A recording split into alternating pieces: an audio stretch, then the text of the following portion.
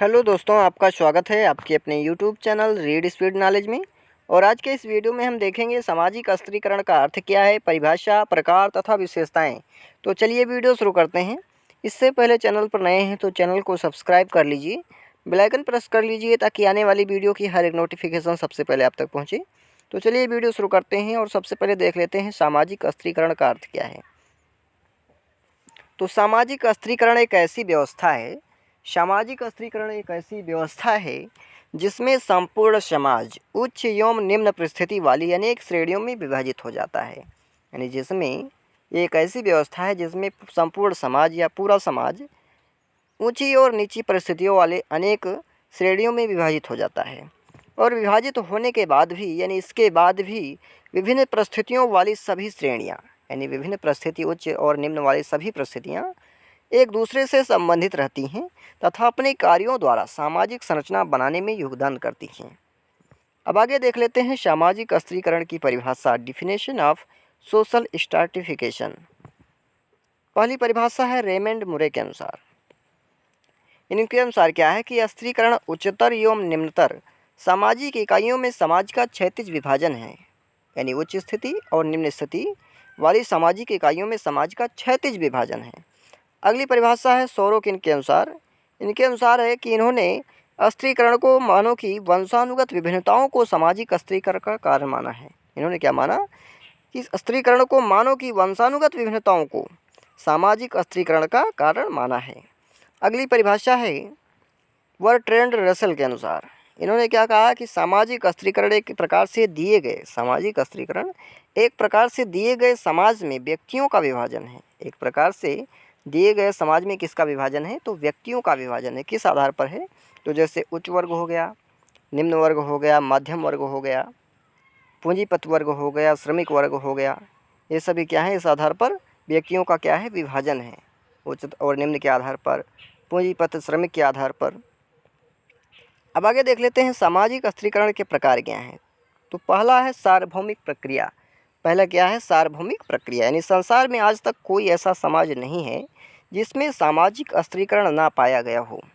यानी आदिकाल से लेकर के वर्तमान काल तक, यानी आदिम काल से लेकर के आदमखोर जमाने से लेकर के आज तक अनेक आधार पर, ये कहीं जातीय आधार पर, कहीं वर्ग आधार पर, कहीं पूंजीपत के आधार पर, कहीं लिंग के आधार पर, आयु के आधार पर, अनेक आधार पर समाज में स्त्रीकरण की प्रक्रिया देखी जा रही है। दूसरा है समाज का उदग्र विभाजन। समाज का उदग्र विभाजन यानी सामाजिक स्त्रीकरण समाज की विभिन्न श्रेणियों का एक ऐसा विभाजन है जिसमें प्रत्येक श्रेणी की उपस्थिति दूसरे की तुलना में या तो निम्न होती है या तो फिर उच्च होती है। यानी समाज का कैसा विभाजन है, समाज की विभिन्न श्रेणियों का ऐसा विभाजन है जिसमें प्रत्येक श्रेणी की उपस्थिति दूसरे की तुलना में या तो ऊंची होती है या तो फिर नीची होती है। और प्रत्येक व्यक्ति को अपने से भिन्न श्रेणी के साथ उसी तरह के व्यवहार करना आवश्यक होता है जो समाज के मूल्यों द्वारा निर्धारित है। जैसा कि पहले था कि जो उच्च वर्ग वाले थे निम्न वर्ग वालों के यहाँ पानी नहीं पीते थे, उनके खटिया पर नहीं, उनके चारपाई पर नहीं बैठते थे, यानी उनसे छुआछूत की भावना रखते थे। यानी ये मूल दंडों के अनुसार यानी समाज में ऐसा प्रचलन था, इसके आधार पर ये निर्धारित था, जबकि अब ऐसा नहीं है। अगला है मानवीय प्रयत्नों का परिणाम। यानी सामाजिक स्त्रीकरण स्वयं विकसित होने वाली स्वाभाविक प्रक्रिया नहीं है। यानी सामाजिक स्त्रीकरण स्वयं विकसित होने वाली स्वाभाविक प्रक्रिया नहीं है। इसका निर्माण सामाजिक मानदंडों के अनुसार व्यक्तियों के द्वारा जागरूक दशा में किया जाता है। ऐसा नहीं है कि सो रहे थे तो ऐसा कर दिया या फिर नशे में ऐसा उन्होंने किया, बल्कि जागरूक दशा में किया जाता है। समाज में स्त्रीकरण का उद्देश्य यह होता है कि जो पद अधिक महत्वपूर्ण है, स्त्रीकरण का अर्थ यही होता है, मतलब यही होता है कि जो पद अधिक महत्वपूर्ण है वो केवल उन्हीं व्यक्तियों को मिले जो योग्य हैं, यानी जो अधिक योग्य हैं और कुशल हैं। ऐसा नहीं कि भ्रष्ट व्यक्तियों को उच्च पद मिल जाए, यानी जो उस पद के योग्य हैं उन्हीं व्यक्तियों को वो पद दिया जाए, यही स्त्रीकरण का उद्देश्य होता है। अगला है विभिन्न स्वरूप। यानी सामाजिक स्त्रीकरण विभिन्न समाजों में एक अनिवार्य विशेषता के रूप में देखी जाती है।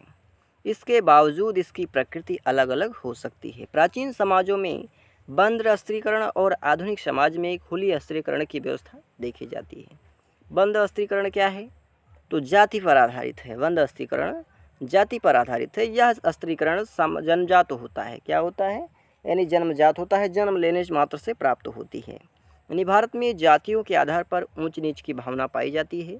भारत में 4 प्रकार की प्रमुख जातियां हैं, जैसे ब्राह्मण, क्षत्रिय, वैश्य और शूद्र। इसमें ब्राह्मण सबसे उच्च माने जाते हैं, यानी वो पहले पायदान पर हैं। शूद्र का दर्जा सबसे निम्न माना गया है। यह बंध स्त्रीकरण है। वर्तमान समय में यह स्त्रीकरण अधिक महत्वपूर्ण नहीं रह गया है। अगला है खुला स्त्रीकरण या खुले स्त्रीकरण। तो ये होता है वर्ग के आधार पर। वर्ग क्या है? खुला स्त्रीकरण है, जिसको चेंज किया जा सकता है, बदला जा सकता है। जबकि जाति आधारित यानी जो जाति पर आधारित है उसको बदला नहीं जा सकता। बंध स्त्रीकरण को बदला नहीं जा सकता, जो कि जन्मजात होती है, यानी जन्म लेने मात्र से प्राप्त होती है। जबकि वर्ग के आधार पर बदला जा सकता है। यानी वह व्यक्ति की योग्यता, शिक्षा, बुद्धि और कार्यकुशलता पर निर्भर करता है। इन्हीं के आधार पर व्यक्तियों को समाज में उच्च अथवा निम्न स्तर प्राप्त होता है। यह खुला स्त्रीकरण है। कोई भी व्यक्ति अपनी योग्यता के आधार पर उच्च स्थिति या ऊंची स्थिति प्राप्त कर सकता है। यानी पढ़ लिख करके विद्वान हो जाए, ऊंची स्थिति प्राप्त कर सकता है। यदि उसकी बुद्धि उदग्र है, तीव्र है, तो भी प्राप्त कर सकता है। कार्य करने में प्रवीण है तो भी उच्च स्थिति प्राप्त कर सकता है। यानी सीधी सी बात है कि वर्ग क्या है? खुला स्त्रीकरण है। इसमें जो चाहे वो चेंज अपनी परिस्थिति को कर सकता है अपनी योग्यता के आधार पर। यानी समाज में अनेक ऐसे व्यक्ति हैं या अनेक ऐसी व्यक्ति मिलेंगे जो अपनी कार्यकुशलता के आधार पर निर्धन से लखपति बन गए हैं। अन्य स्त्रीकरण के स्वरूप कुछ इस प्रकार से हैं, जैसे आयु के आधार पर स्त्रीकरण, लिंग के आधार पर स्त्रीकरण है, कार्य क्षमता के आधार पर, धन के आधार पर, धर्म के आधार पर, जन्म के आधार पर क्या होता है? समाज का स्त्रीकरण होता है। अगला है सामाजिक स्त्रीकरण की विशेषता। तो पहली विशेषता है स्थिति एवं भूमिका का निर्धारण करता है। सामाजिक स्त्रीकरण क्या करता है? व्यक्ति की स्थिति एवं भूमिका का निर्धारण करता है। दूसरा है उत्तरदायित्व की भावना का विकास करता है। यानी जो जिस पद पर है उसी पद के अनुरूप वो अपनी उत्तरदायित्व का निर्वहन करता है। शक्ति संतुलन बना रहता है, यानी संघर्ष की स्थिति उत्पन्न नहीं होती है। सहयोग को बढ़ावा मिलता है, आवश्यकताओं की पूर्ति में सहायक होती है। श्रम विभाजन, सामाजिक संघर्षों से रक्षा। तो आज के लिए इतना ही, मिलते हैं किसी और वीडियो में।